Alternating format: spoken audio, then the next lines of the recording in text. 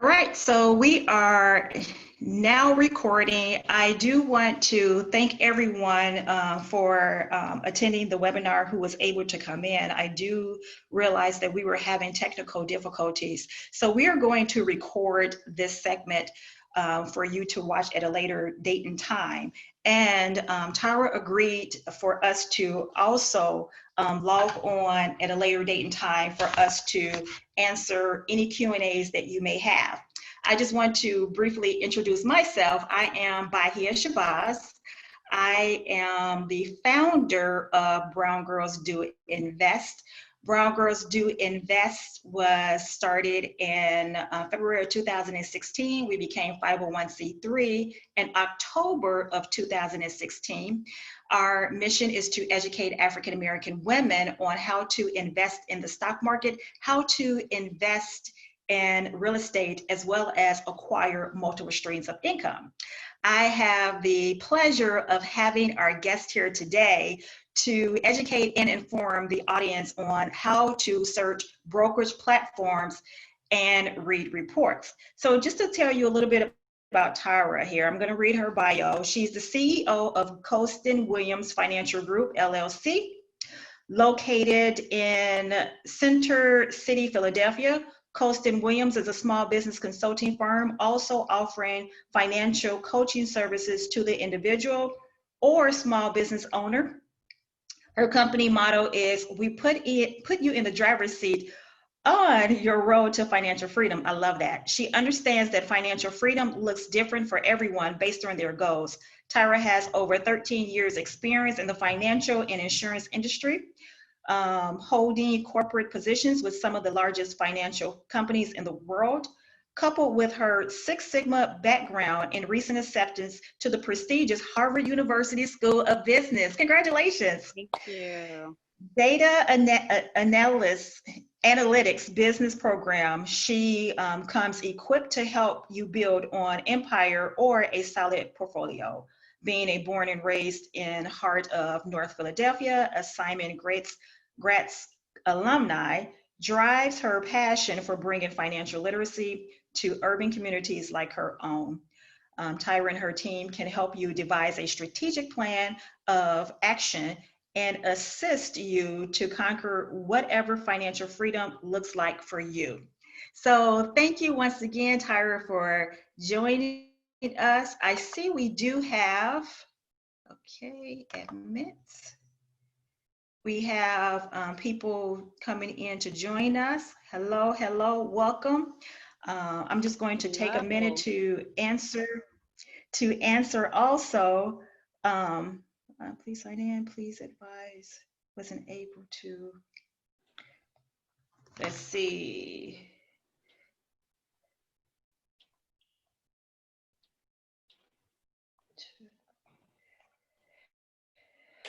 Oh. Technical difficulties, I tell you. All right. Okay. So let's go ahead, and I'm going to ask you a few questions before you go into your presentation. So once again, I do thank you for joining us. For those of you who are on, we do ask that if you have questions, feel free to ask those questions in the chat box, and we will answer them throughout the presentation as well as at the end. And you will also have an opportunity to reach out to Tyra personally as well. So please ask questions in the chat box. So my first question to you, Tyra, is what is stock trading? Okay, so not to be confused with it. So first, let's talk about what investing in the stock market is into stocks. So when investing into stocks, there's a more traditional approach, which means that you are purchasing a stock, which gives you ownership of a company, and you hold on to that stock because you've done your due diligence and looked at the financial health of that company and assessed that that company is going to grow in profit and in equity, and you're going to hold on to that stock long term, putting that in your portfolio with the potential for growth. Stock trading is when you are talking about buying and selling stock in the short term. You are looking to turn a profit. You are trying to purchase stock and gain that ownership for very temporary periods of time. You're looking to get in for as low a price as you can, which is called your entry point. And you're looking to acquire a position that's going to be able to be lucrative, whether we're talking about day trading, which is when you're buying and selling that stock within that first day, or we're talking about swing trading, which are the two most common types of stock trade. And that's holding on to a stock for more than 24 hours, but you're still with the intent to let that stock go so that you can turn a profit. And you want to sell that stock for as high as possible from the original purchase price.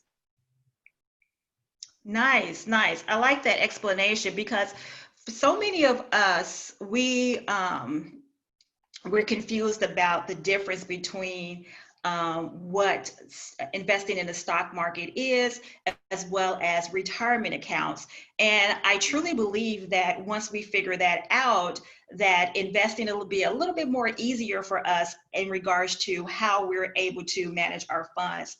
My next question to you is, I think this is very important for us to understand, because a lot of us, we always ask, how much should I start investing, or what do you think is a great amount to invest? And personally, I think that it depends on the individual. I've been in the industry, the financial industry, for about 20 years now. And it's not cookie cutter, as you may know. So one person may be able to invest $25, another person may be able to invest $100. So my question to you is, how does an investor set a trading budget? Absolutely. And I couldn't agree more with you that it's like a fingerprint, it's like a thumbprint. No one portfolio or investment trading strategy will look the same. And it does depend on where you are in your finances. My first recommendation is always, you should not be trading. Specifically, we're talking about trading. There are different ways to invest into the stock market. And no matter what your budget, there's an entry point for everyone to get into investing into the stock market. But specifically for trading, which is talking about trying to turn a profit, you're trying to create an additional source of income, stream of income for yourself. And this is when you are trying to get into a position quickly and get out of a position quickly so that you can turn a profit. You should not be doing that if your personal finances are not in order. This is something that you want to do, that if you have saved up money and you have money that is sitting in savings and you're looking to make that money work, then you want to talk about creating a budget for day trading and trading stock. I usually say if you have less than $1,000, then you may want to still work on building that nest egg so that you can start trading. Anything over $1,000, you can usually take about a third of that budget and you can put that into a brokerage account to get started. But the rule of thumb is you want to start somewhere around the $5,000 mark, because it gives you leeway that if you lose a trade, that it's not going to impact your budget drastically. But you can start somewhere in between the $500 to $1,000 range when getting into trading. But again, trading is something that you want to do with funds that are in savings. So this means that all of your utilities and overhead are covered.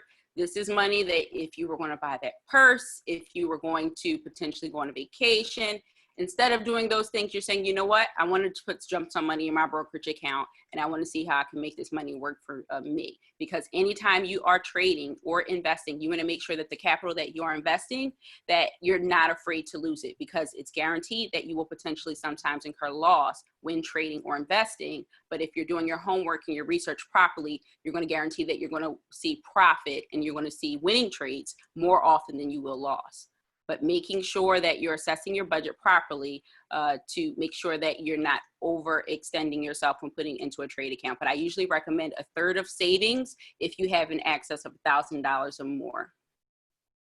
Thank you for that tidbit. I want to add to it as well, especially for those who hear the word, the dollar amount, $1,000. And I'm pretty sure you're going to go into this as far as the minimum to started investing in some of the brokerage platforms. And $1,000 is ideal, And I don't want to discourage anyone to say, well, I do not have $1,000 right now. I cannot invest. And there are accounts where you can start out with $500 and less as well. But when it comes to budgeting, how much to invest in the stock market, I think it's also important to piggyback off of what you're saying, knowing how much you are going to invest and feeling comfortable with that dollar amount, as well as putting that into your monthly budget also. We always talk about emergency funds, and you being comfortable with making sure that you do not touch those funds, and it's for emergency as well. Same thing with your budget when it comes to investing. You need to make sure that you're comfortable with the dollar amount that you are going to invest with every month, as well as starting investing and make it consistent, because that consistency with investing is what's going to go ahead and make sure that you continue to do well. The next question I have for you is, how does an investor measure results against an appropriate benchmark? And for those of you who do not know, please explain what benchmarks are, S&P 500, Russell 2000, so on. Yeah, so a benchmark is basically a way for you to measure your results based on what the performance of other stocks or similar investments are. So one of the most common ways and efficient ways to give yourself a benchmark to see if the stocks that you are purchasing and selling are performing well is comparing that to the indexes within the market, which you, Bahia, just started to name, which are the S&P 500, which are the Standard & Poor's 500.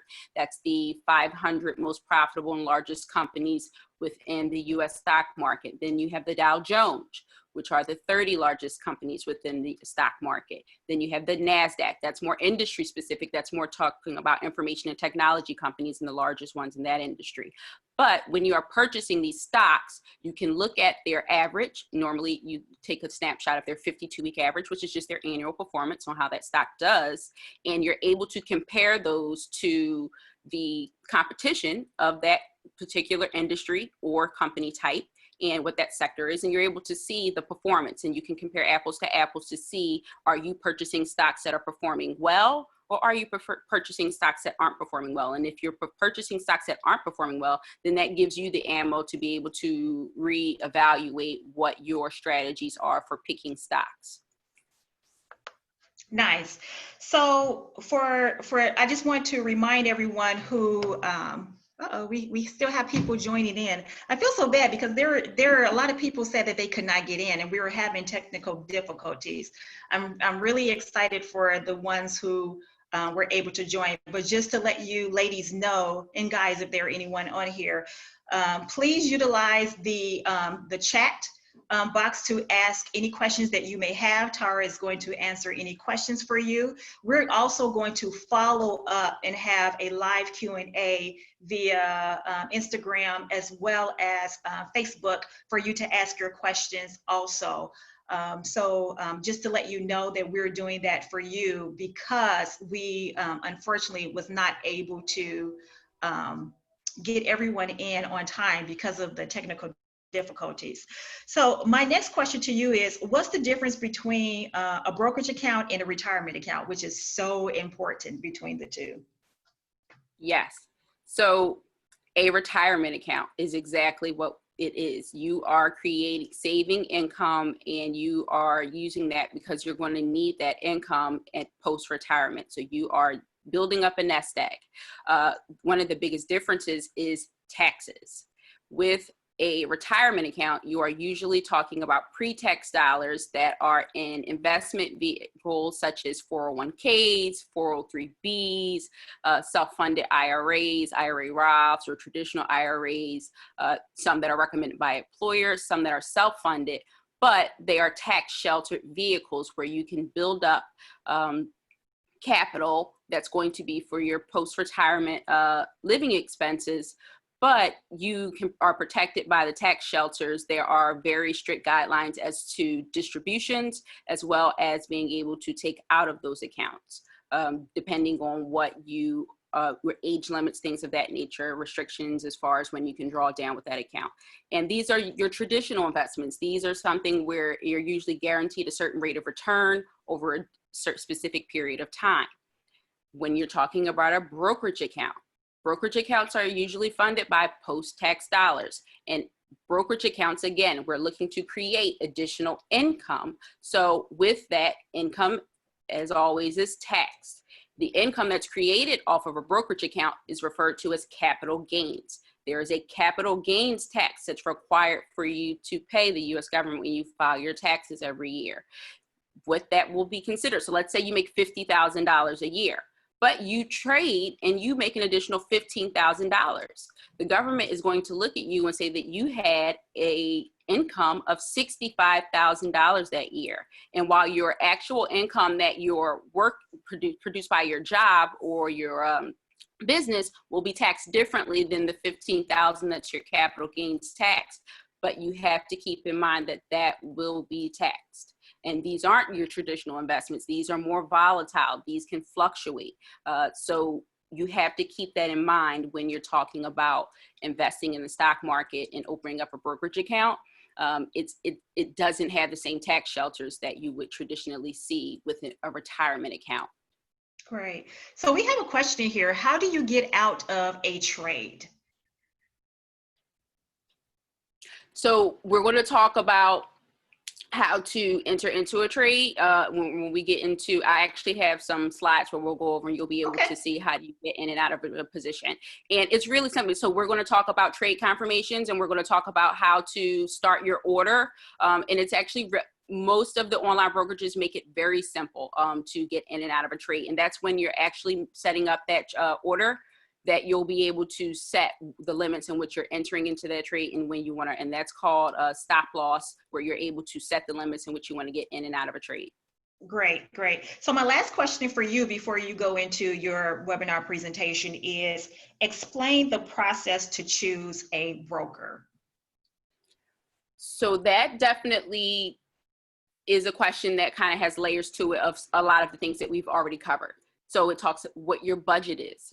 Do you prefer personal human interaction when you're trying to trade? Because there are brokerages that are more like a boutique where you get that human interaction. You actually have a licensed broker where you can call and get information. Whereas your normal, more modern brokerage accounts and brokerage platforms are web-based. You're going online, you're placing orders. There's very little human interaction.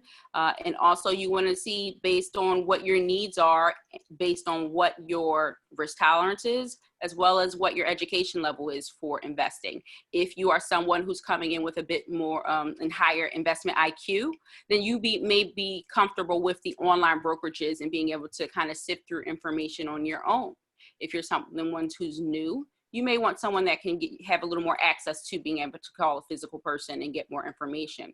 Also, you have to keep in mind the amount that you are investing with. That is a huge factor in what type of broker or brokerage that you go with, because there are different fees that are assessed to how you trade in an account. There are commission-based trades, and there are also percentage-based trades. So depending on how that fee structure works, you don't want to let that potential brokerage fee eat up at the investment that you're putting in. So that would definitely determine what type of broker you go with. Great, great. Thank you for explaining that. So what type of retirement would be best? Okay, so we have a question. What type of retirement would be best to set up for entrepreneurs? I'm pretty sure Tara is going to go into that as well.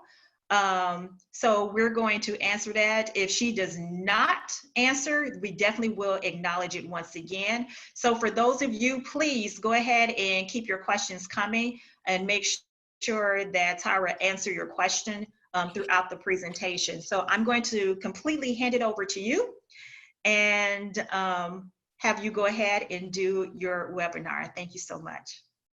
Thank you. All right, so let me share my screen. And I'll just touch really quickly. One of the best options for an entrepreneur would be a self-funded IRA. All right. Great, thank you. All right, one moment.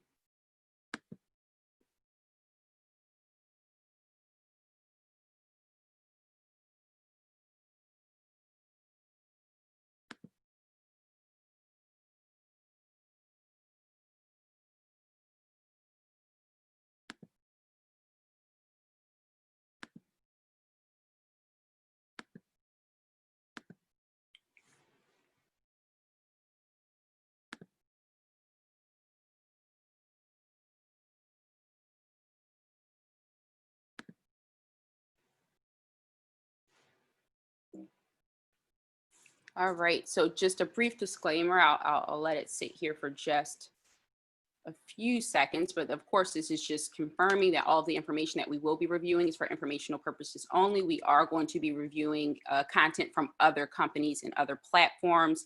Colston Williams in no way endorses any of these products or services.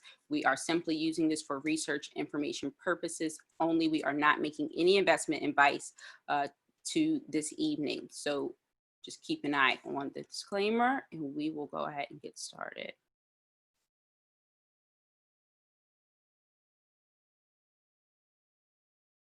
All right, so first we're going to talk about, which we've touched on briefly thus far, but we're going to talk about how to search a brokerage platform.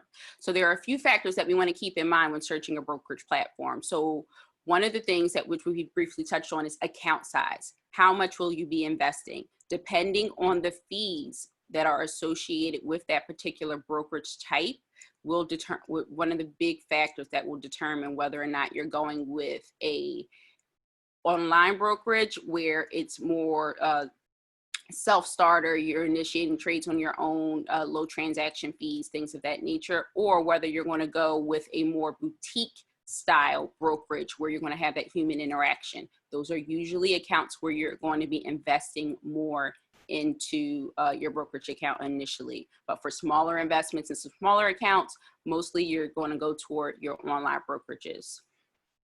Also, you're going to want to talk about we're going to talk about educational resources and tools. That is extremely important when you are a new investor getting into trading stocks. You want to make sure that your platforms that you're getting into give you the tools and the arsenal that you need to be able to prepare before you start to trade, because you should already have done your homework and your due diligence before you start to trade. You don't want to blindly jump into trades with live capital and you're not educated on how to make a sound decision as to what trades to get into or what trades to get out of.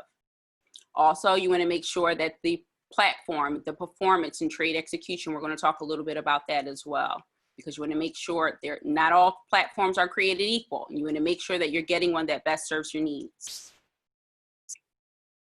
So with determining account size, we talked about this a little bit, but one of the things that I want to talk about first is to be considered an active day trader. According to the SEC, you must start a trade account with $25,000 or more. Does this disqualify you from being able to day trade? It does not. But if you are starting an account with less than $25,000, there are just restrictions on how often you can trade. But you can still start trading stocks. When you are trading with less than $25,000, you can do 3 stock trades per week. So the stock market is open Monday through Friday. It's closed on weekends. It's open during business hours from about 9:30 to about 4 p.m. You can do 3 day trades per week as a new trader when you have an account less than $25,000. Now, brokerage accounts will not stop you from placing more than 3 trades within a 5-day period. But if you place a trade, more than 3 trades within that 5-day period, that rolling 5-day period during the business, during trading hours, and you get flagged by the SEC, which has implemented that regulation, then your account could potentially be suspended. And there is a specific rule that this is called. This is called your pattern day trading rule, which is the PDT rule, which is what you'll hear as you get acclimated with trading terms, where you have to have $25,000 or more to be considered an active day trader. When you have $25,000 in access in your account, then you are not limited to how many trades you can enter in within a week. You have free reign to kind of actively trade. This is your income at that point. Now, with the standard industry, the industry standard to getting into trading, you want to do safely about $5,000, because that allows for fluctuation in the market, that if you do enter into a trade and that trade does not do well, it's not going to tank your entire investing budget. So the rule of thumb is usually you want to comfortably get in with about $5,000.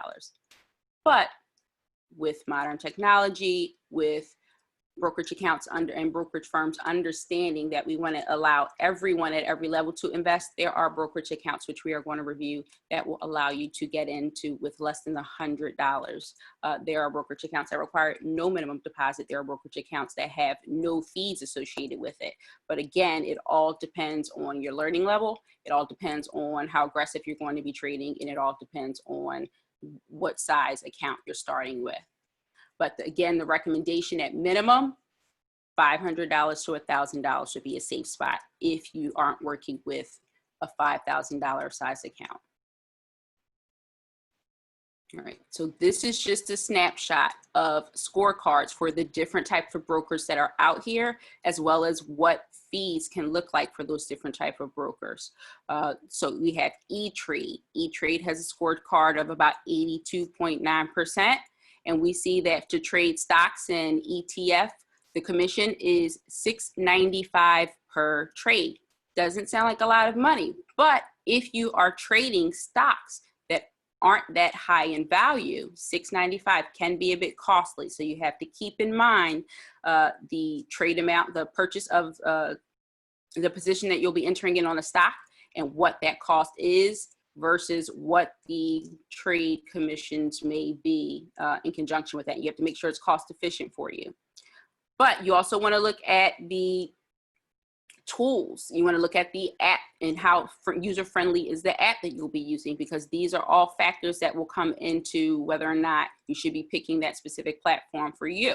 If you're someone who doesn't have a lot of time and you need something on the go, you're going to want to make sure that you're using a brokerage account that has a very user-friendly mobile app. Some of these accounts, like for example, TD Ameritrade is ranked one of the top user-friendly as far as for a new investor, because they have an extremely informational platform called Thinkorswim, which we'll talk about in a little bit as well, that has a lot of information and content when you are first getting into and trading. And as you can see under tools, they are ranked first because of that research and information piece that they have.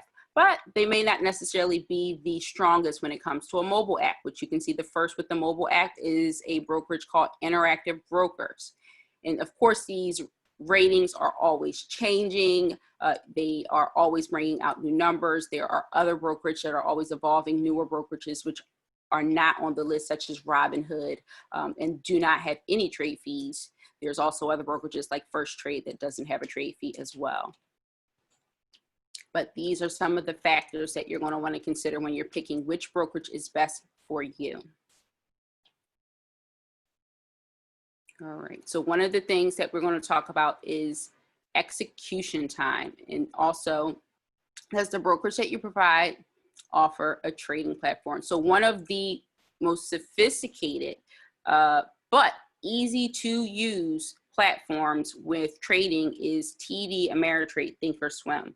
What TD Ameritrade Thinkorswim does, it allows you to trade with paper money. So it's called paper trading. So you will be able to have an account that is a simulated account that mirrors the current stock market, where you will be able to place trades. You will be able to educate yourself, and you will be able to see if you are entering into a winning position or if you are entering into a losing position. You will be able to see the market fluctuate in real time, and you will be able to make trades and see if you're able to turn a profit based on the information and research that you're doing, but you're not losing out on anything because it, again, is a demo account. You're paper trading. So Thinkorswim is one of the best products out there as far as educational resources for you gaining that knowledge base necessary to be able to make a great trade strategy. Is it mobile friendly? Of course, as we talked about before. While Thinkorswim is an amazing platform, Thinkorswim is an amazing platform that usually works best on your desktop or laptop. While there is a very user-friendly and very popular currently app called Robinhood. Robinhood is very, very mobile friendly. It is simple in its terms, in its technology, and even the newest investor, it can figure this one out. So Robinhood. But there's a caveat. Robinhood, while it is very mobile friendly, that one thing that we were talking about as well, execution time. Robinhood is known to not have the best execution times. And what execution times is when you enter into a trade, trades in the market are fluctuating by the seconds and by the minutes. So every second counts when you are trading a stock, because that stock can go up, that stock can go down, and that can be the difference of you losing tens of dollars or hundreds of dollars when placing a trade, depending on your account size.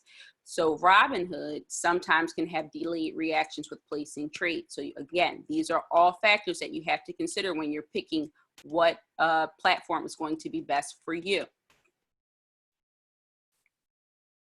And just piggybacking off of execution speed, one of the best execution speeds out there is provided by Fidelity. So I bring these different brokerage types, brokerage firms, because it depends on what's most important to you with investing. Is functionality most important to me? Do I want something that's just user-friendly for me on the go, because I have a very busy lifestyle and I'm starting with a small amount? So I want to make sure that something that has no fees or very low fees is most important to me, because it's not as big a deal as for execution times, but it is more of a deal for me to make sure that it's cost efficient when I'm making trades, because I'm not starting up with a large investment.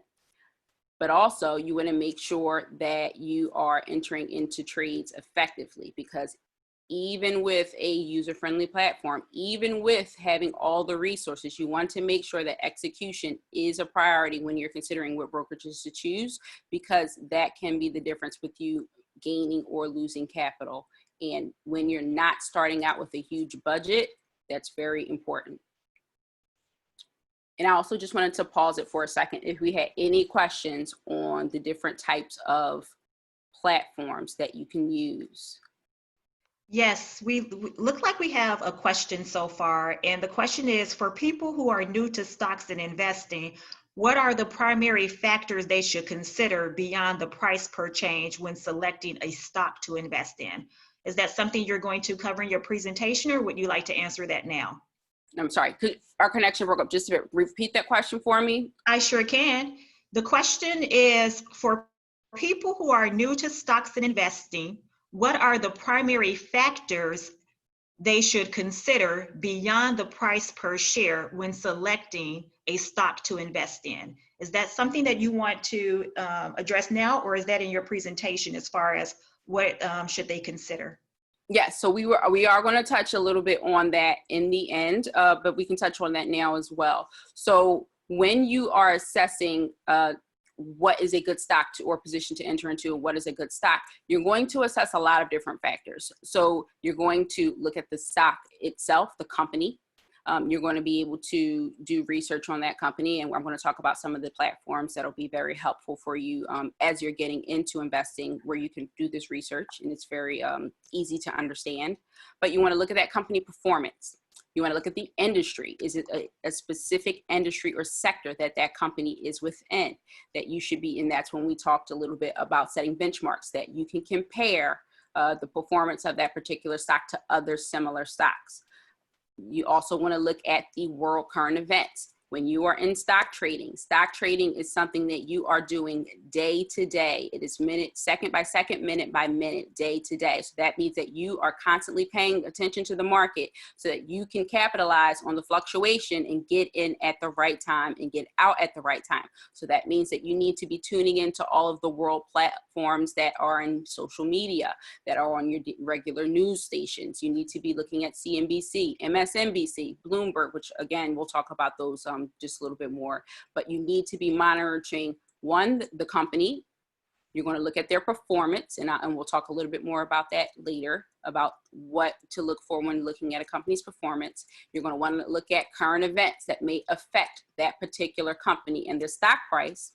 And you're also going to want to take a look at what your budget is, because that also determines a huge factor as to what stocks you'll be purchasing, whether it's penny stocks or whether you're going to be talking about investing in large cap stocks, mid cap stocks, or small cap stocks. And when we say cap, we're talking about capitalization. Your large cap stocks, those are the stocks that are more familiar to us, like your Apple and your Microsoft and your Amazon, things of that nature. Then you have mid-cap stocks, which is like a Chipotle. So large cap stocks are usually companies that have an excess of 10 billion in revenue or higher. Anything that's a mid-cap stock is in anywhere between 2.2 billion to 10 billion. That's a mid-cap stock. So your KFCs and your Chipotles, your Foot Lockers, things of that nature that are in between $2 to $10 billion. And your small cap stocks are usually companies that are lower than 2 billion. Large cap stocks are usually the stocks that are dividend stocks that will pay you twice. You will get, of course, your initial profit off of purchasing that stock, whether you're buying and selling or buying and holding as that stock goes up. And you will also receive a dividend on that company from that company based on their performance. So these are all factors that you're going to take a look at as you start to do your research on what is a good stock and determining when is the right time to get in to enter a position for that particular stock. All right, I hope that answers the question, but we're going to talk a little bit more about that as well. Right, were there any more questions? As far as what type of platforms or questions about the different platforms and what may be some of the qualifiers that you want to look at to determine which one the best for you? We do have more questions. We have a question that's asking, does Fidelity have similar tools like the Thinkorswim platform? So they do. So Thinkorswim, so TD Ameritrade is not the only platform that offers demo trading or paper trading, which is most commonly referred to as, but it is ranked to have one of the best platforms. But there are other platforms that are offered, Fidelity being one of them, where they do offer an opportunity for you to go through simulated accounts, a demo account, where you can trade paper funds that mirror the current market so that you can get that practice in under your belt and that you're able to develop different trade strategies that are going to be efficient for you moving forward. Great, thank you. We have another question. Is an initial monetary balance required just to use Thinkorswim on the Ameritrade platform? TD Ameritrade, while they don't have an initial input for you to get in a TD Ameritrade account, they do usually want for you to use Thinkorswim. They usually do want to see a $50 deposit for you to be able to start utilizing those tools. But to get an account altogether, you can open up a TD Ameritrade and then you can fund that $25, $50, $100, whatever your budget allots. Because keep in mind, these platforms that we're discussing, your TD Ameritrades, your Robinhoods, not only can you trade in these accounts, but you can also do more passive investing, which is buying and holding onto a stock as well. So they will allow you to, and you can purchase for a lot less when you're talking about buying and holding as opposed to trading. So you can start those accounts with little to no money, but specifically for being able to use Thinkorswim, they usually want to see you do an initial $50 deposit. Great, thank you. So we have, and they're saying thank you. So we have another question, and I do not know if you're able to answer this because we are talking about investing in various brokerage platforms, not particularly REITs, but we received a question that says, awesome webinar, thank you so much. What would be the platform to invest in a REIT? Do REITs have the same restrictions as brokerage accounts? Are you able to answer that question, or do you want to follow up with it? So specifically talking about real estate. So you can invest in real estate. So with brokerage accounts, there are different asset classes that you can invest in within your brokerage account. So of course, the most common is stocks, but there are also bonds. REITs would be considered one of those things as well that you can invest in. You're talking about mutual funds, ETFs. Real estate is sometimes under a mutual fund portfolio, so you can invest in REITs under those bigger vehicles that have a more diversified portfolio where you're going to get a lot of different asset classes under one particular bucket, like a mutual fund or an ETF. Bonds as well. If you're doing municipal bonds, that may sometimes involve real estate at a local and state level, things of that nature. So there are different ways that you can get into investing in the stock market with your brokerage account in real estate. but those are just to name a few. But I would definitely sit down with an investment advisor, because you would need to get more specific as to exactly what you're looking to invest in the stock market with real estate, because it's a huge array of different products that you can invest in that will touch on real estate. Thank you. You're more than welcome. That's all the questions we have for right now. So if you want, you can continue. Okay, thank you. You're welcome. All right, so we're going to jump into reading reports. All right, so first we have a sample. So I have a few different samples of different brokerage reports, and so anyone let me know if they're having trouble seeing with it, because I tried to do the best I could with the images, the sample images that we're able to get from the different brokerages. But this is Robinhood. It's very similar to reading your bank statement. It's not super complicated. It usually lets you know what the worth of your brokerage account, which is again your account size, lets you know what the net worth of your account is. It also compares that to what profits you may have made on the different investment that you've had, your securities, which are your stocks. Stocks are referred to as securities, so it lets you know how much your securities are worth. It also lets you know the current balance. It lets you know what your profits are. It also tells you it gives you a whole snapshot of your portfolio and breaks down if you have other things in your portfolio, such as cash, such as commodities, such as stocks, bonds, mutual funds. It will give you the breakdown of all of those different aspects of your portfolio and what percentage it makes up in your portfolio. All right, so this is just one. I'll try to get one that's just a little more clear. So next we have TD Ameritrade. TD Ameritrade gives you, so as you can see, Robinhood gives a more simple snapshot of what's going on with your account, but that's because Robinhood is tailored more toward just investing in stocks, whereas TD Ameritrade is more of a full service brokerage that allows you to invest in stocks, bonds, mutual funds, ETFs. It's also going to talk about investing in your retirement accounts as well, because you can have all of those with TD Ameritrade. So it tells you what the cash, what the current value of any assets that you have. It also lets you know what the value of your stocks. Let me see so you can see stocks, which is what we will be talking about today with stock trading. It lets you know what the current value is. It lets you know your portfolio summary. So it lets you know if there's any change or fluctuation. And this is showing about 5.8% change. It lets you know that your estimated income. And this is the estimated yield. And that's when we talked about dividend stock. So it lets you know this is what that dividend stock percentage that you would get paid at by a company if they are performing correctly. Just one moment.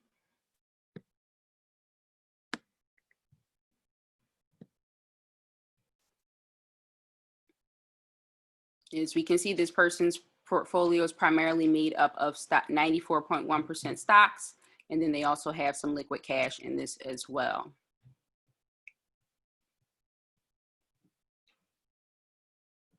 And this lets you know your income and expense summary, any dividends earned. So where it talks about the estimated yield, this is where you actually will find out what you have been paid out.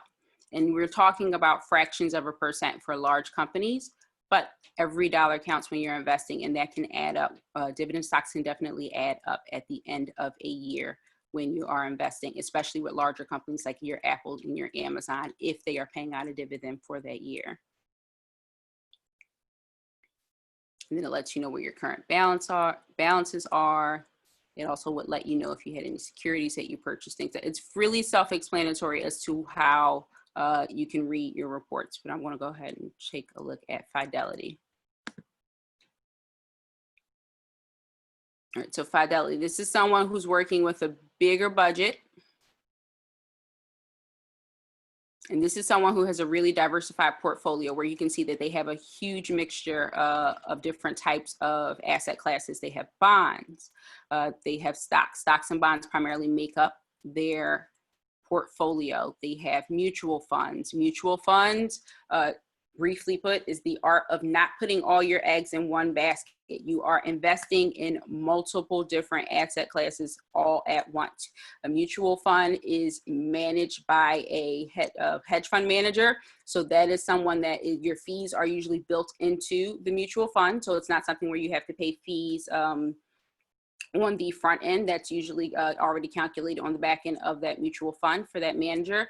And you are investing in multiple things, such as real estate. You are investing in stocks. So you'll have maybe about 100 to 200 companies that may be under that one specific mutual fund. So if one particular part of that mutual fund is not performing well, then you have other asset classes within that fund to balance it out so that you're still able to profit when that hedge fund when that fund manager is managing that account, and the overall performance balances out the things that may not necessarily be doing well in that asset class.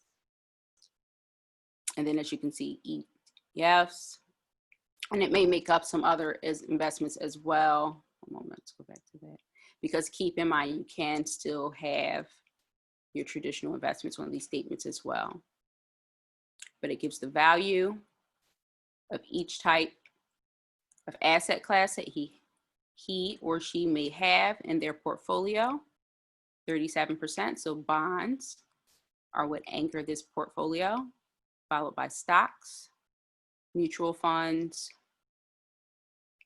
then you have your ETFs, and a small percentage of a mixture of other investments. This is a very well-rounded, diversified portfolio. Do I have any questions so far? I'll keep this one up because this one has a little more in-depth explanation.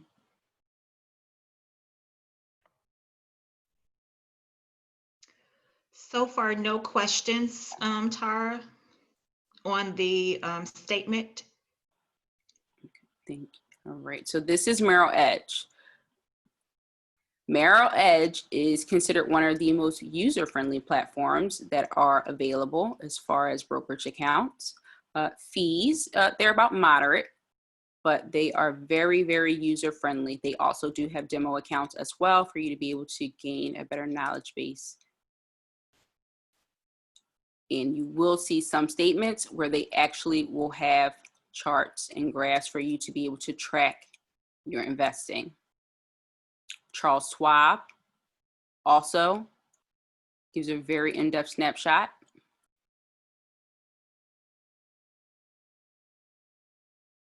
Dividends and interest that are accumulated. It lets you know what your initial purchase price. It also lets you know what the value of your portfolio is, because that can fluctuate from the purchase price. It also lets you know when you're withdrawing, because the goal of trading is to be able to draw down into your account. So we do want to be able to know how much we are withdrawing, because that's also what you're going to be paying capital gains tax on. Okay, so we do have a question, and then I have a question about the statement as well. So the question is trading stocks for people that are not so risk averse? Is trading, I'm sorry, repeat that question for me. Is trading? I sure can. Is trading stocks for people that are not so risk averse? So trading, okay, is trading for people who are not so risk averse. So I don't recommend it. So one of the key things with investing is you have to know your risk tolerance. That is one of the first things that you have to assess. If you are a conservative investor, then you're going to want to veer toward more of a buy and hold, looking to get invested into a stock for long-term gain, and you're not looking to turn a quick profit. I would definitely stay away from trading if you fall under the conservative, because that means that you're still emotionally attached to money, and you want to make sure that you're protecting your nest egg. So, and that's completely fine if that's the investment style that you have. Then you want to definitely stay into your more traditional approaches of just investing in stock and holding on to that stock. It's up to you. Anyone can get into trading no matter what your risk tolerance is.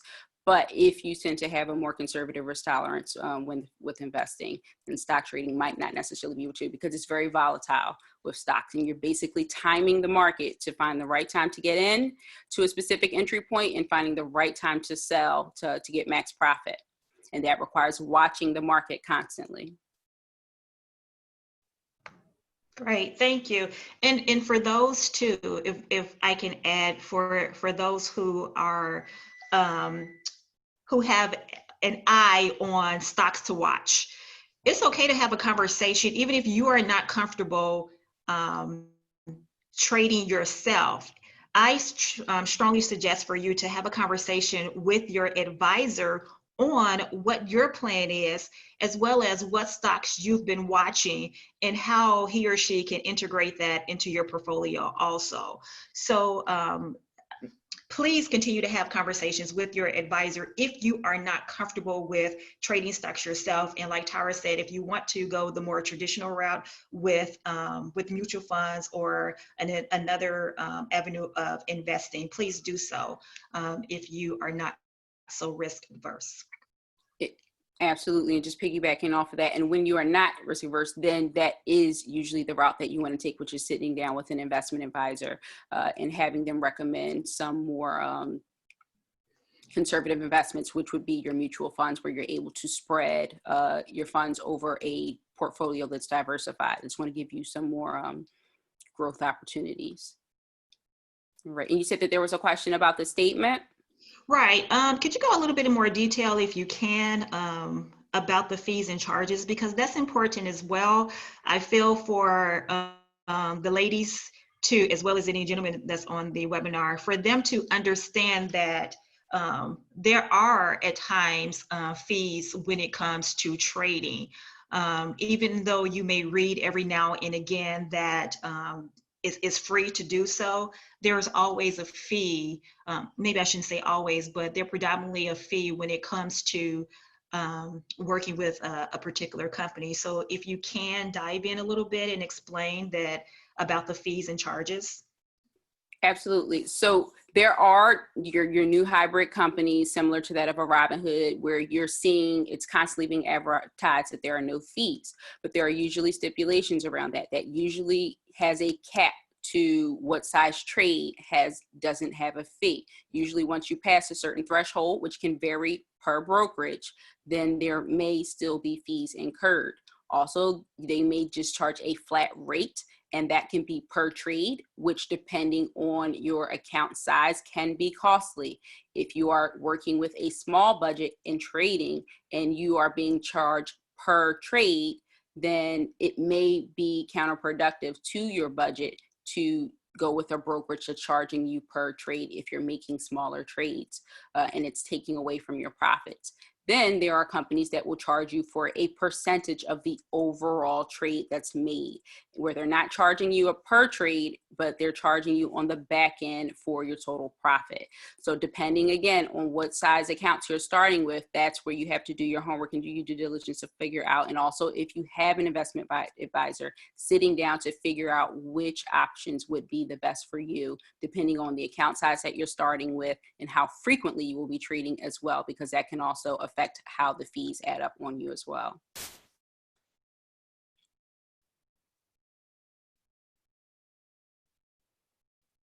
Were there any other questions?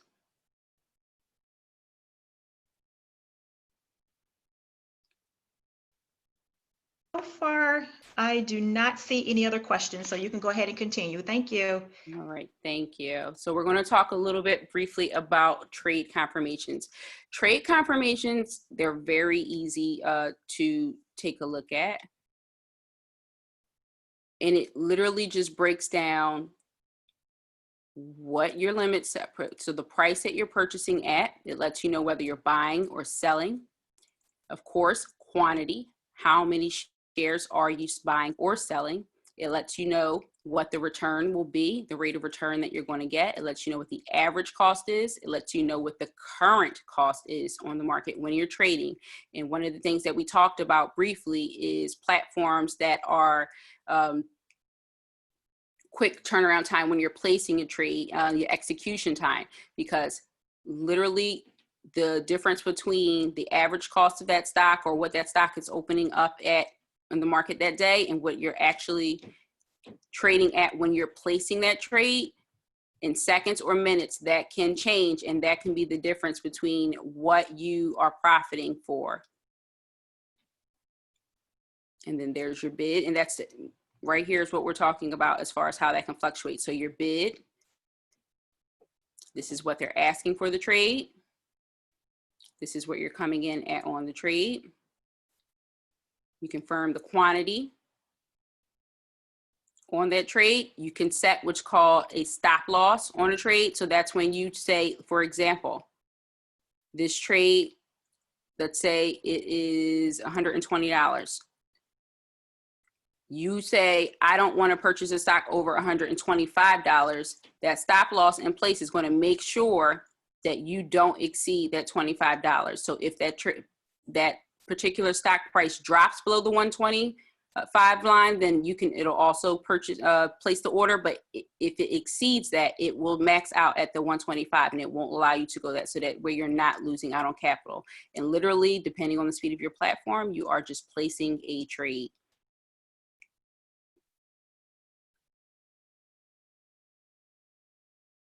All right, this is TD Ameritrade. So that was Robinhood's trade that we were taking a look at. Every company has a symbol, an acronym that they go by. So that will also, you will also get very familiar with that as we're going. This is for Apple. It lets you know what that was last traded at. It lets you know what they are currently asking and what the bid price is. It lets you know your quantity again, what your limits that you put in place. It lets you know the cost of your trade, including your commissions, depending on how the quantity size that you purchase. And then you are placing the trade, and it gives you a confirmation once that goes through. You confirm your order. Again, you can see your order size. It lets you know what it is currently trading at. And then you hit submit on that trade. Are there any questions?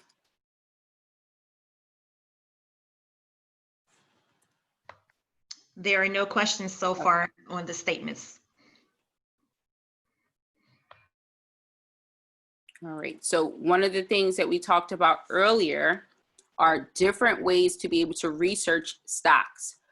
One of the best websites that provides you information to be able to research stocks, also to measure your benchmarks and look at the different indexes as they are actively fluctuating, is Morningstar.com. You are able to look at a company's balance sheet.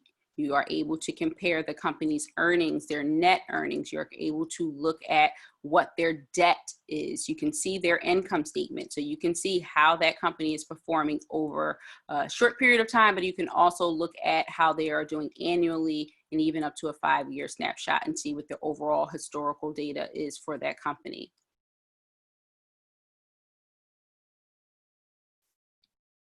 Just one moment.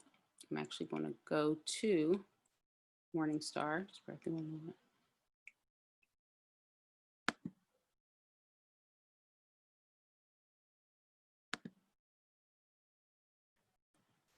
So this is the Morningstar site.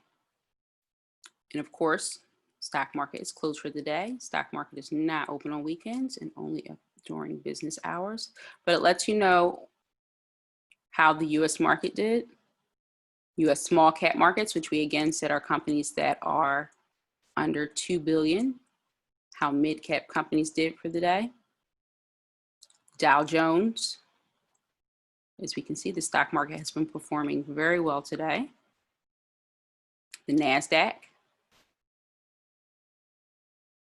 you're able to go ahead and do research based on what type of asset class you are looking to invest in, whether it's a mutual fund or stock, an ETF or bonds. They also do have informational investing material as well, before even getting to deciding to start with a brokerage account.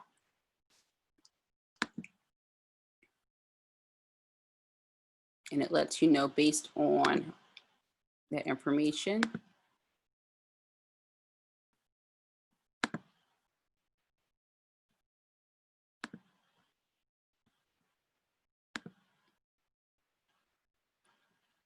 Second, thank you.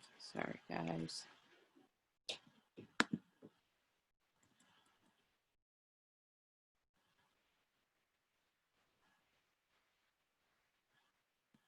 Let you know, and you can take a look at global markets, because depending on if you want to invest in something that's industry specific, like in information technology, then you're going to want to take a look at potentially global markets as well, because there may be a specific information technology company that falls outside of the US market that may be performing well, that potentially you can trade or purchase stock in. But outside of just stocks, of course, Morningstar is a great resource to be able to look at the performance of commodities as well as other US markets, currencies as well, which is referred to as the Forex market. All right, so speaking of Forex, Tara, we have a question. What is the difference between the futures in Forex and options? Which is the best to start with if you have limited funds? I'll read it again. What's the difference between the futures in Forex and options? Which is the best to start with if you have limited funds? Options trading tends to be easier to get in, and as far as understanding the information and just trading in options, it's usually the best start. I would recommend to starting with options.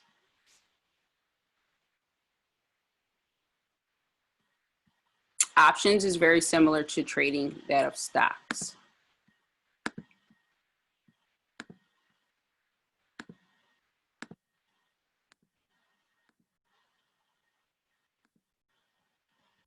I'm sorry, I didn't realize I was muted. Are you able to explain a little bit more as far as futures, Forex, and options, the difference between the three? Because I just want to make sure they have an understanding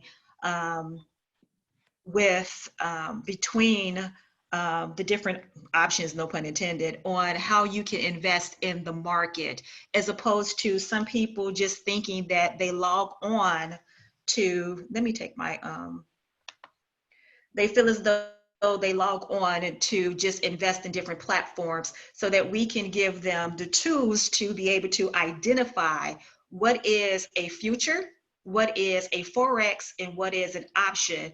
And I'm pretty sure when it comes to which is the best to start with if you have limited funds, which is the best to start with is basically subjective. But at the same time, if you don't have much money to invest in, what would be like your choice if they were to sit down and say, wow, I'm ready to do this, let's get this going, I have a little knowledge from Tara and the webinar, so now I want to make sure that, and I have $500, I don't have much, but I have $500. Yeah, I saved a little bit of that little Corona stimulus check that they gave us, because I want to invest and flip it and flip it and flip it some more. So and it doesn't have to be a very detailed description of what the three are, but if you can just give an insight of what the difference is between the three. So maybe if you can't define necessarily, can you tell what the difference is between the three? And if they had limited funds, let's just say $500, which one would you suggest, in as far as your professional opinion, they should start with out of the three? Okay, so when you're talking about investing in the Forex, which is currency, that is trading in, you are basically trading currencies against one another that they are going to outperform one another. That is one of the easier starts to investing, especially when you have a smaller account size that you're going to be starting with. They do have, it is more volatile to get into the Forex market because it is ever changing, and that is open outside of the 5-day week during business hours. You can trade Forex on weekends as well. And this Forex market, it does not close. So you can trade that all night long. You can trade that different markets that fall under different time zones are open when the US market is closed. So you can trade that with smaller budgets, and it also doesn't have the restrictions that are associated with stock trading. Stock trading, I would say, is the simplest start, just simply because you are understanding. It's going to expound on just traditional investing in the stock market, which is just understanding how stocks work, measuring their performance, and being able to pick which is a good stock. That's also a good place to start when you're not starting with a bigger budget. Futures, that's when you are talking about the different markets and options trading and things of that nature. You're talking about investing in the different markets. You're talking about the indexes, things of that nature. So you're trying to profit off of the performance of those different types of classes within investing. Those normally, I would say, start with a larger account of at least 1,000 or more. It depends on your knowledge base. I do say that you should always sit down with an investment advisor or a financial professional to discuss what would be the best decision based on your budget and your knowledge base, because it really comes down to what your knowledge base is. And before you invest in any platform, even the simpler platforms like a Forex or a stock market or just traditional stocks, make sure you are educating yourself, because it depends on, again, your risk tolerance. It depends on what you're comfortable with and the size of account that you're going to be starting with as to which may be the best for you. Because stocks may be more comfortable for someone who wants to just do research and is good at reports. Forex may be good for someone who's really good at the analytical data and being able to quickly learn how to read charts and map out strategies. Futures and options, maybe someone who wants to look at the overall market performance and is really good with dissecting the different sectors and industries. So it really comes down to the individual, and there's no one specific that's right for you. It's based on what your those different qualifiers that we just talked about work best for you. Great, thank you for the explanation.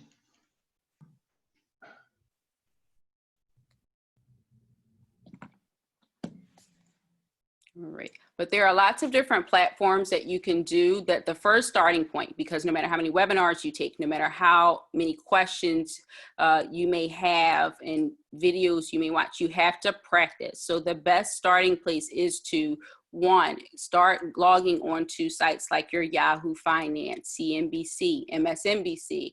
Start taking a look at Morningstar and get in the habit of being able to track the market and watch the fluctuation day to day, familiarizing yourself with terms. There are sites like Investopedia.com, where if you're not familiar with a certain term, you're able to go ahead and get a detailed explanation. To that way you're up to speed on the jargon that's used when investing in the stock market or any of the different asset classes.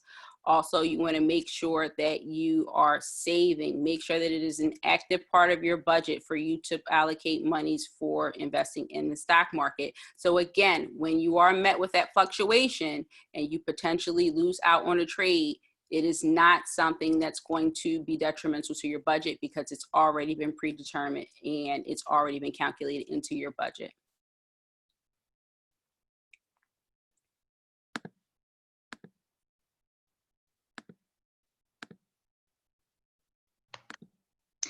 Great. So as we wrap up this evening, I do appreciate everyone. Let me take the video off.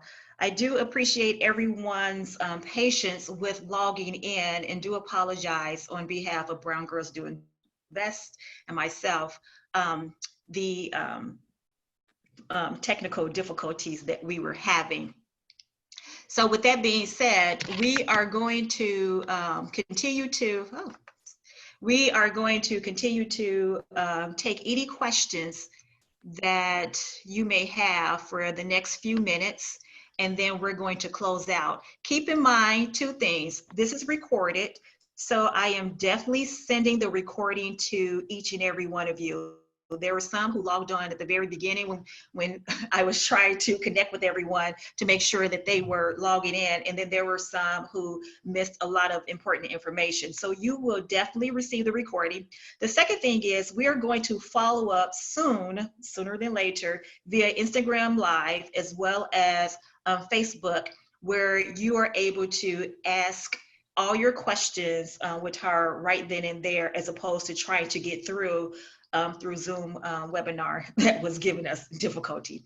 So the question we have, again, we're going to take questions for the next few minutes, and then we will wrap up. We have a question: in terms of researching stock, what do you think about sites such as the Motley Fool to get a perspective on stocks? What do you think about, what's your opinion on the Motley Fool? So Motley, it's like a lot of sites. It's a platform where they do research on different stocks. It's more of a blog where they're giving insight based on how the market is performing, and then they're regurgitating that information. And it's a dialogue. It's a platform similar to MSNBC when you're logging on to the news and you're seeing them talk about the performance of a stock. You have to do your due diligence, and you have to research this company for yourself. You don't want to get too caught up.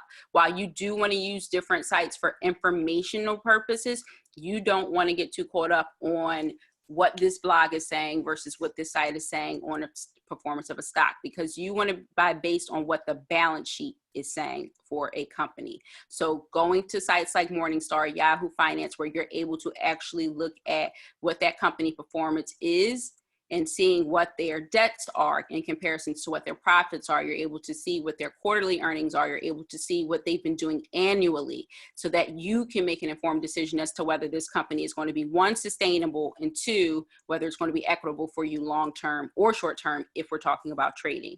So doing that homework is what's going to make sure that you're gaining the right knowledge.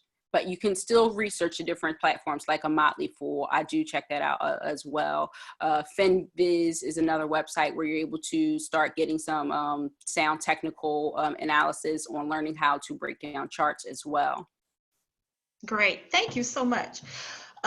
We have another question here. What books would you recommend for beginners that could expand on some points that may or may not have been discussed? I'm going to tell you one of my favorites, and it's The Intelligent Investor. You stole mine by Ben Graham. Yes. Yes. Write that one down.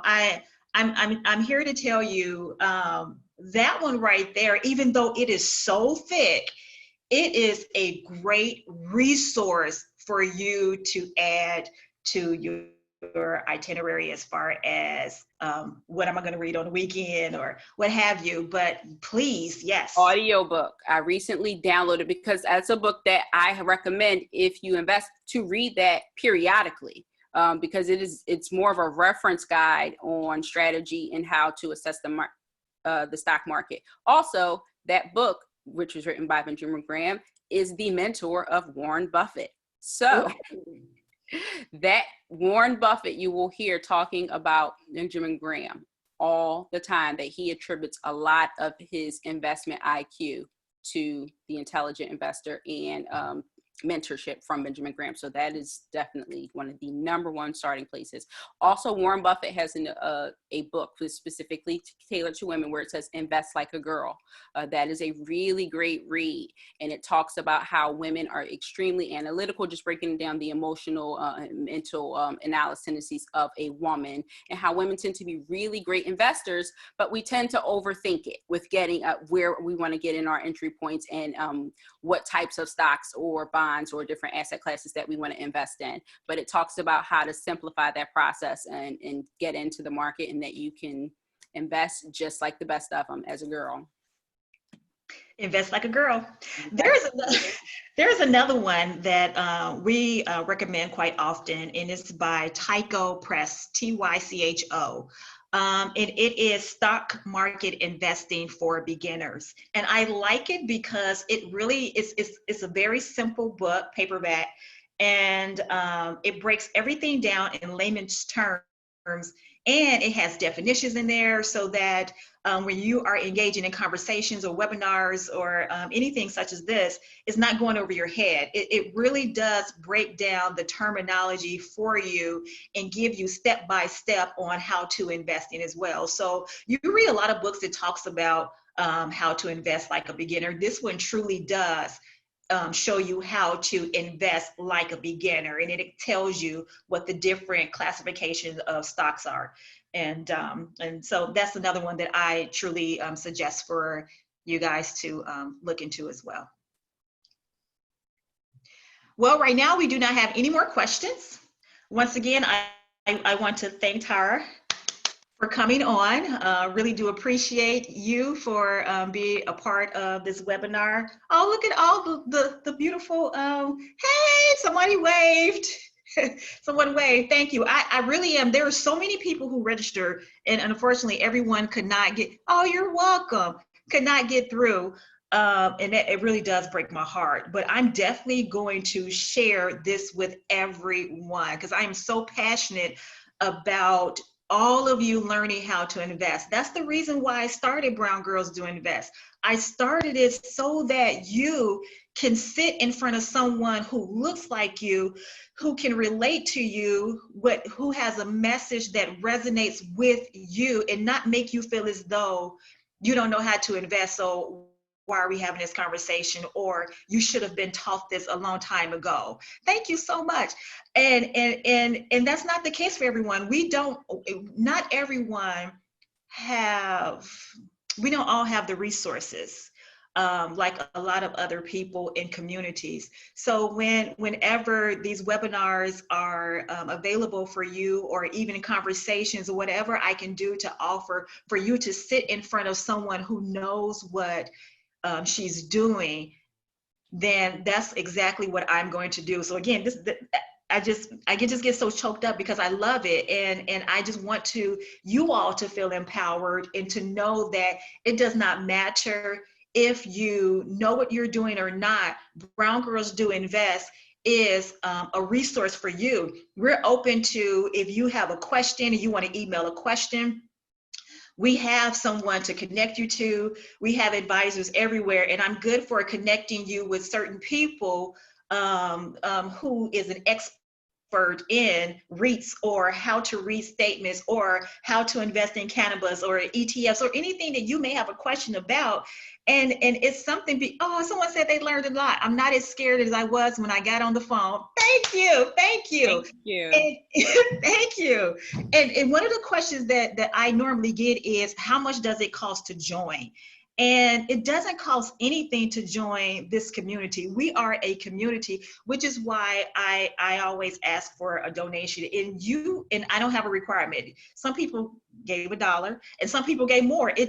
And it doesn't matter. Whatever you donate to us is what we use to continue with this mission. So I appreciate you, Tara. I appreciate each and every one of you for being able to log in. And I hope that you were able to walk away with at least one thing. So that is the building block. That's your foundation. Just keep learning, keep learning. You can never know too much. And I'm going to tell you this, don't feel bad if you are starting later in life.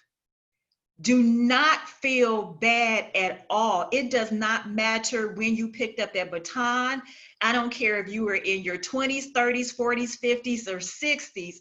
Just continue and just whatever. I just ask that whatever you learn, that you continue to share. You continue to share and you research. It's so important, which is why every Monday, Wednesday, and Friday at noon Central Standard Time, we always provide you stocks to watch. And we connect you with other people in our community like Tyra and everyone else that we work with, because this is a collective effort. We're not selfish. You ladies, this is your time for you to build a legacy for yourself. So again, I am so excited about the information you received today. This recording will be emailed to you. So keep looking over, watch it and take notes just in case you miss something. Because I do want to make sure that you are continuously learning. And we are going to have, let me see, thank you so much. We appreciate that you want to educate us. Oh, I love the stocks to watch. Thank you. Thank you. Thank you for researching. And if you have stocks that you're researching, and you want to share with us, by all means, share with us and we'll share with everyone else. We'll look into it and share it as well. So we're going to have another webinar again next month and try to have one month after month. I initially said every other month, but the demand has been in there. It has been requested for us to have more webinars, and I'm going to do the best I can with providing that to you, as well as addressing these technical difficulties that we're going to have. Try to overcome that obstacle. But I do want to make sure that for those of you, if this is your first time, welcome. It does not cost anything to be part of this community.